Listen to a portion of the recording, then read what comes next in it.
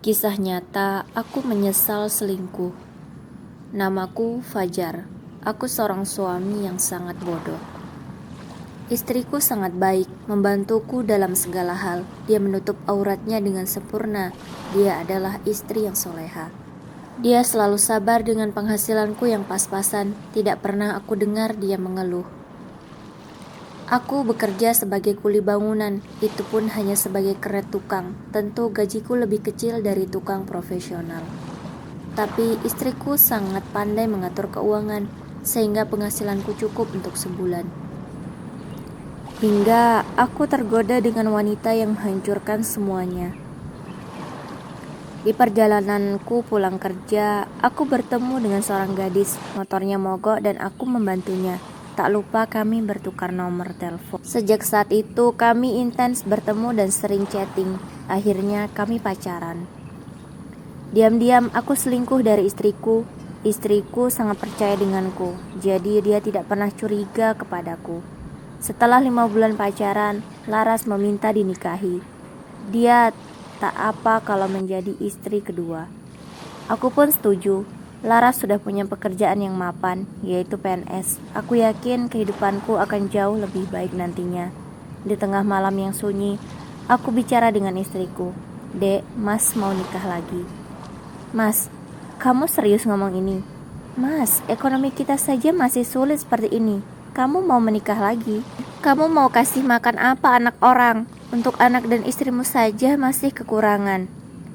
Aku yakin, Dek, kalau Mas menikah lagi, ekonomi kita akan lebih baik.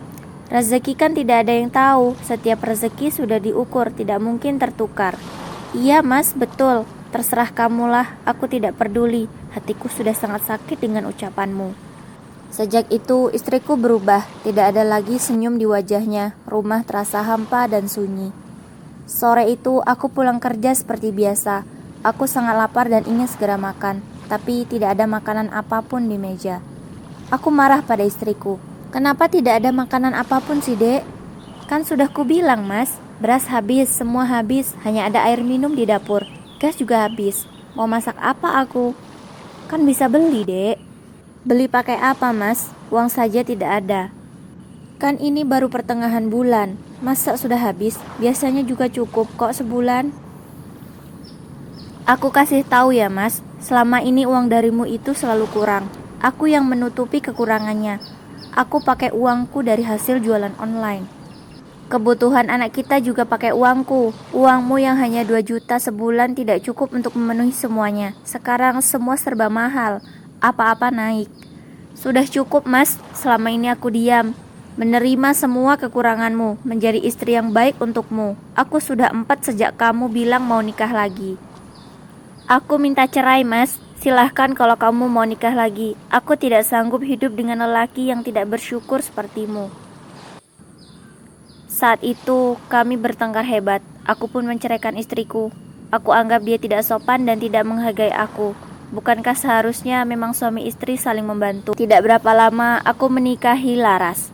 Kami bahagia. Namun dulu aku tidak pernah mengerjakan pekerjaan rumah. Tapi sekarang aku yang mengerjakan semuanya. Aku tahu Laras sibuk, tidak sempat berberes rumah. Setelah 5 bulan menikah, terlihatlah sifat asli Laras.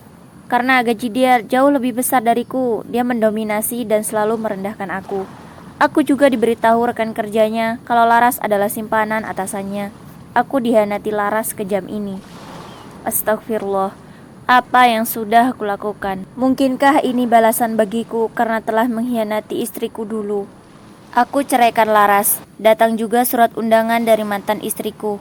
Dia akan menikah dengan seorang ustadz yang cukup mapan. Dia pasti sangat bahagia.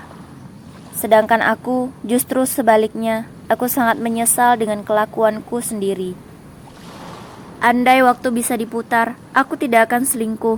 Aku akan setia pada istriku. Tapi semua sudah terlambat.